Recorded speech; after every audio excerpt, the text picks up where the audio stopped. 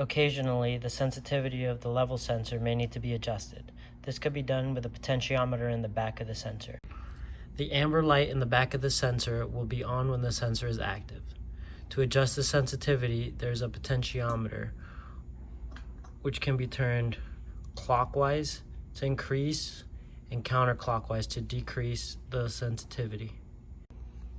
If the sensor is reading a false positive, turn the proximity sensor potentiometer counterclockwise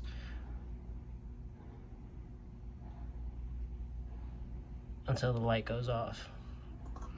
Test the sensitivity by spraying it with a spray bottle. The level alarm should turn on when you're spraying and turn off immediately when you're done spraying.